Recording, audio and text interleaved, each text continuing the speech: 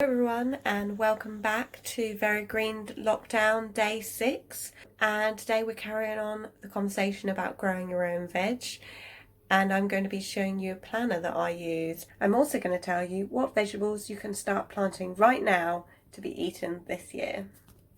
I used to use a method like this, which was me planning my garden on paper, but it's quite messy and not very accurate, but there is a better way and I'm going to show you that now. You can plot your vegetable garden out pretty easily on this website which I use, which is called vegplotter.com. This is an example of my back garden, and you can literally set the settings so that you have it as the exact measurements of your garden and the spaces in your garden. So this is the exact scale of my garden, but because we have the exact dimensions of our planters or the space that we're going to use to garden on here, we can also, it also then calculates a suggestion for how many actual vegetables we're going to get from that space, so how big our yield is going to be.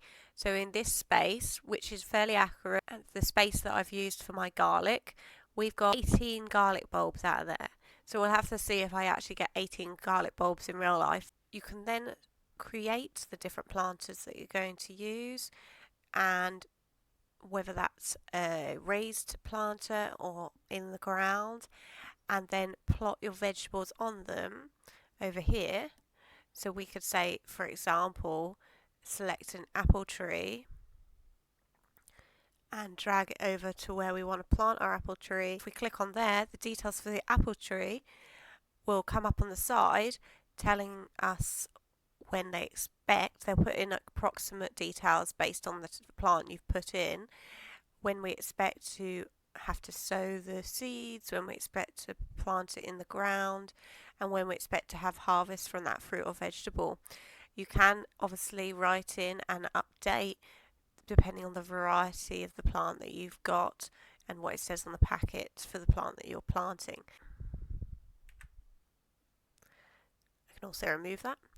So if we look at mine, I flipped through the different months. I've already planned out my garden this year. There's my cherry tree.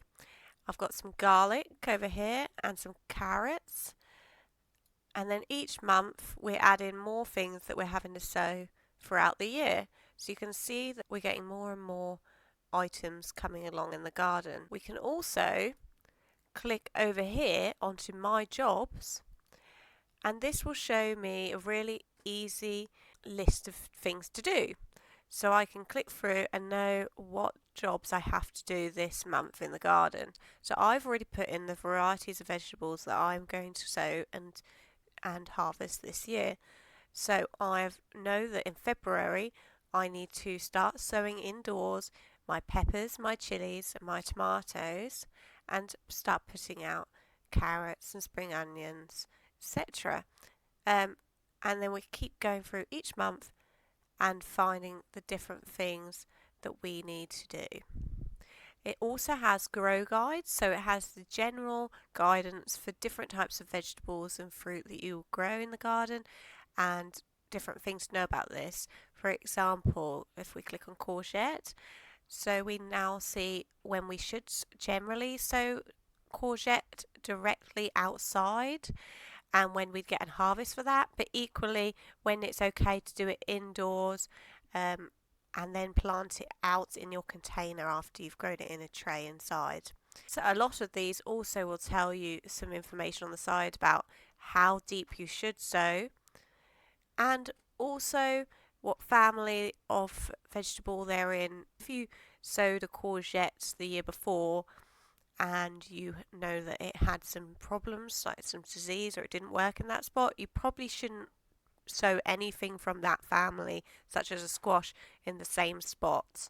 You want to rotate it and move it on. That's the tour of the Veg Plotter.